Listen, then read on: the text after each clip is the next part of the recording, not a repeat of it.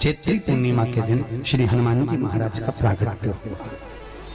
फिर गतिमान, रतिमान, मतिमान, कैतुमान, रतिमान, ऐसे हनुमान जी के 5 भाई और जन्म, तो 6 भाइयों का जन्म हुआ है। 6 भाई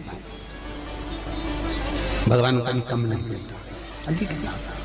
और आज भी नियम है महाराज, जिसकी फैक्ट्री नहीं चलती हो, प्रॉपर्टी की आप खरीदारी बेचादारी करते हो, प्रॉपर्टी से जुड़ा हुआ काम करते हो, या लोहे से जुड़ा हुआ करते हो, या फैक्ट्री आदि का कर्म करते हो, कोई मैन्युफैक्चरिंग करते हो, वो नहीं चल रहा, तो हनुमान जी के उल्टे पांव का सिंदूर लीजिए और हनुमान जी के दूसरे नंबर के भाई गतिमान का नाम लीजिए। किसका नाम लेना है? गतिमान। गतिमान का नाम लेकर फैक्ट्री के बाहर या फैक्ट्री पर एक स्वस्तिक का निर्माण कर दीजिए, हनुमान जी के उल्टे पांव के सिंदूर और गतिमान का नाम लेकर। कभी आपकी फैक्ट्री कोई काम नहीं निकालेगी, उन्नति की ओर ही निकल जाएगी, कभी घाटे की ओर नहीं जाएगी। गतिमान का नाम,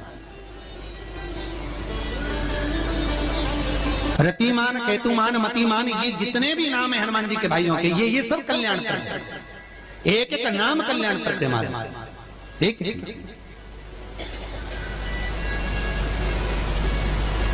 महाराज वो जिन बच्चों को निमोनिया हो जाता है ना, वो सर्दी का टूटा रहता है, बहुत सर्दी बच्चों को बनी रहती है, तो हर दिन 5-10 दिन में वापस दौड़ के डॉक्टर के पास लेके जाओ, फिर डॉक्टर के पास ले। पैसे तो डॉक्टर के पास बच्चे आजकल के जमाने के जाते ही जाते हैं, हर 15 दिन 20 दिन में। तो इसके पीछे वो चले जाएं। एक हास्य व्यंग में हमसे पूछा किसी ने, महाराज जी आज के बच्चे बार बार हॉस्पिटल डॉक्टर क्यों जाते हैं? तो हमने कहा देखो भैया, बच्चा जहाँ जन्म लेता है उनसे प्रेम ज्यादा होता है। पहले नानी के घर में पैदा होता था, इसलिए नानी के घर ज्यादा जाता था। दादी के घर में ज्यादा पैदा होता था, इसलिए दादी के घर ज्यादा जाता था। आज के बच्चे हॉस्पिटल में ज्यादा पैदा होते हैं, इसलिए हॉस्पिटल ज्यादा घूमने जाते हैं। ये हास्य। पर यदि बच्चे को सर्दी ज्यादा होती है, निमोनिया ज्यादा होता हो, ठंडा का कोटा ज्यादा रहता हो, तो पीपल के 5 पत्ते महाराज उस पर घृत लगाकर हनुमान जी के तीसरे नंबर के भाई व्रतिमान का नाम लेकर, व्रतिमान का नाम लेकर बच्चे की छाती पर एक वस्त्र से उसको बांध दीजिए, रात्रि भर बंधे रहने दीजिए महाराज। और बांधना कौन से दिन है? 12 तिथि को, बस एक बार बांधना, उसके बाद सर्दी का कोटा नहीं रहता महाराज, बच्चा स्वस्थ अपने आने में। व्रतिमान हनुमान जी महाराज के जितने भी भाई हैं, सबका आनंद सुख चरणारविंद का सुख देने वाला भगवान श्री हनुमान जी महाराज चैत्र की पूर्णिमा के दिन प्रकट होते हैं महाराज। पवन तनय संकट हरन मंगल मूरत रूप, राम लखन सीता सहित हृदय बसौ सुर। श्री हनुमान जी महाराज का प्रागट्य होता है, चारों तरफ सुख ही समाहित हो जाता है, आनंद ही आनंद स्थापित हो जाता है चारों। अब दोनों में अंतर देखिए। हनुमान जी की जब स्तुति गाई जाती है तो बोला जाता है विद्यावान गुणी अति चातुर। फिर से बोलो एक बार लाइन से, विद्यावान गुणी अति चातुर। हनुमान जी विद्यावान थे और लंका का राजा रावण विद्वान था। क्या था? जम के बोलो विद्वान। ये विद्यावान, वो विद्वान। तो एक प्रश्न सामने खड़ा होता है कि विद्यावान और विद्वान में क्या अंतर है? हनुमान जी विद्यावान गुणी अति चातुर, रावण विद्वान, तो दोनों में अंतर क्या है? विद्वान ये भी विद्वत्ता से विद्वत्ता, वो भी पढ़ा लिखा, ये भी पढ़ा लिखा। अष्ट सिद्धि नवनिधि उनके पास में, इसके पास। तो फिर अंतर क्या है? तो शिव महापुराण की कथा कहती है, जिस व्यक्ति को पढ़ कर विद्या अर्जन कर खूब पढ़ाई करते करते अच्छा पद जब मिल जाता है और उसको जब अहंकार आ जाता है तो वो विद्वान हो जाता है। और जिसको पढ़ कर खूब अच्छी सिंहासन भी मिल गया, उसके बाद भी उसका चित्त वृत्ति नम्र होता चले जाता है, तो वो विद्यावान हो गया। विद्वान में अहंकार है, विद्यावान में नम्रता है। बहुत ध्यान देना हमारा। कई लोगों को पढ़े लिखे थे अप टू डेट बन के हमारे बराबर कोई अहंकार आ गया। मतलब तुम विद्वान हो, बहुत विद्वान हो, मना नहीं है, तुम्हारे में विद्वत्ता की कमी नहीं है, सारे वेद पुराण शास्त्र सब तुम्हारे में भरे हुए हैं, सारी पढ़ाई लिखाई तुमने भरी हुई है, तुम बहुत विद्वान हो।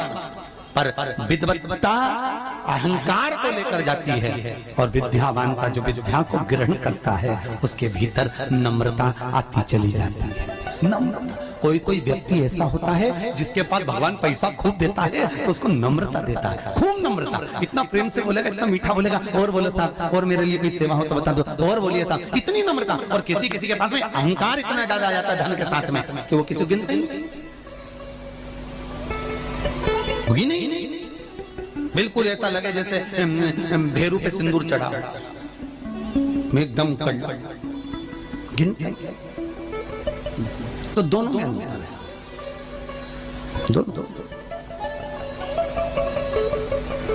नम्रता अगर आपके भीतर पढ़ाई लिखाई के साथ में विद्या के साथ में आ रही है तो समझ कितना सुंदर कहा रामकृष्ण परमहंस जी ने। रामकृष्ण परमहंस जी से स्वामी विवेकानंद जी ने पूछा, आपकी निगाह में खूब पढ़ा लिखा व्यक्ति कैसा होता है? रामकृष्ण परमहंस कहने लगे, जीरो। कैसा होता है? शून्य। स्वामी विवेकानंद ने फिर रामकृष्ण परमहंस से पूछा, आपकी दृष्टि में बहुत पढ़ा लिखा, बहुत पैसे वाला, धनपति व्यक्ति कैसा होता है? रामकृष्ण परमहंस जी ने कहा, डबल शून्य, डबल जीरो। स्वामी विवेकानंद जी ने फिर पूछा रामकृष्ण परमहंस जी से, गुरुदेव आपकी दृष्टि में पढ़ा लिखा व्यक्ति, बहुत धनपति, सब ज्ञान में निपुण, वो व्यक्ति कैसा होता है? रामकृष्ण परमहंस ने कहा, ट्रिपल जीरो, 3 शून्य। स्वामी विवेकानंद ने कहा, गुरुजी अगर ये सब शून्य की गिनती में आ गए तो कीमत किसकी होगी? रामकृष्ण परमहंस जी ने कहा, सारे ज्ञान प्राप्त करने के बाद जो झुकना नहीं जानता, नम्रता नहीं जानता, वो जीरो के बराबर ही होता है। और जिसके पास में धन भी है, विद्या भी है, सारी निपुणता है, और जिसके भीतर नम्रता बनी हुई है, उसके आगे एक लगा दिया जाए तो वो करोड़ों की गिनती में हो जाता है। उसके आगे एक का कई लोग बड़ी अभिमतता में जीते हैं, मैं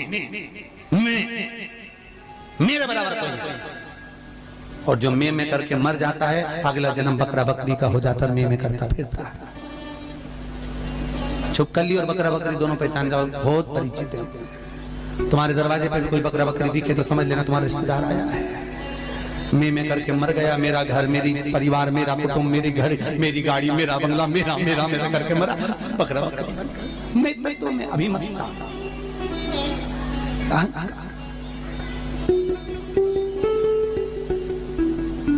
गुरु नानक देव जी महाराज का शब्द याद करो, कुछ भी मेरा नहीं है, सब कुछ तेरा, सब कुछ तेरा। इसलिए बोले सो निहाल, सब कुछ तेरा, हमारा कुछ है,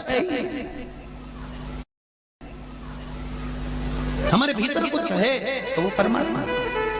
हनुमान जी महाराज प्रकट हुए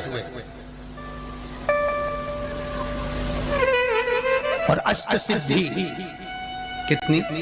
अष्ट सिद्धि, नवनिधि, कितनी निधि? 9 निधि हनुमान जी के पास में थी। अष्ट सिद्धि 9 निधि, और उस 9 निधि में सबसे ज्यादा सुंदर निधि जो दुनिया के हित की है वो है नील निधि। कौन सी निधि? 9 निधि में से एक निधि का नाम है नील निधि।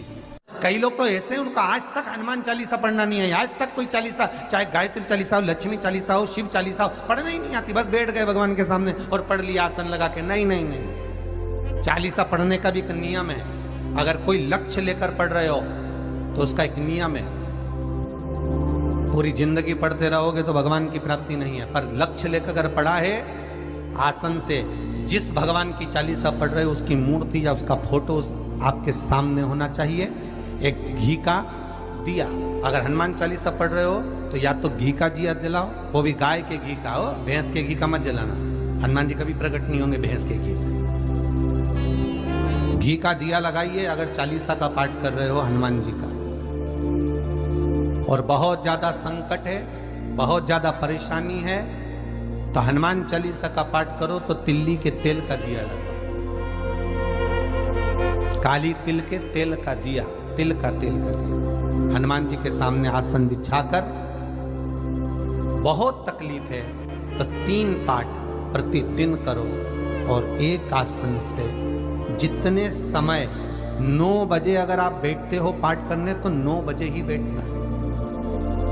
11 दिन तक प्रतिदिन 3 पाठ रोज करो।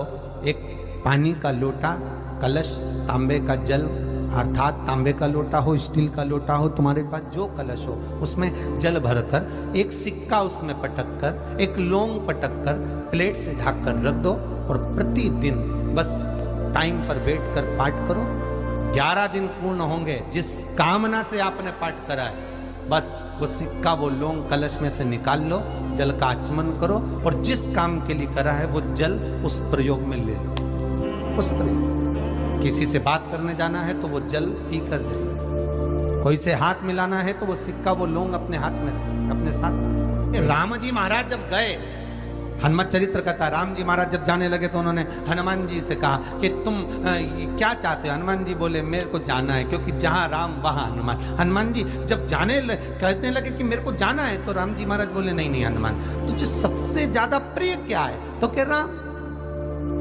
तो हनुमान तू कह रहा है सबसे ज्यादा प्रिय है राम प्रिय है, तो एक बार जिस समय देवऋषि नारद का अपमान हुआ, विश्वामित्र बाबा का अपमान हुआ, उस समय पर एक राजा ने जब अपमान करा तो तूने उसको राम नाम लिखकर एक जगह पर बिठा दिया और कहा कि तू राम नाम जपते रहे। उसने राम नाम जपा। तब हनुमान याद कर, मेरे सम्मुख में तू खड़ा था और युद्ध होने वाला था, तो तूने क्या कहा था? प्रभु आप इसको मार नहीं सकते क्योंकि ये आपका नाम ले रहा है। राम से बड़ा होता है राम का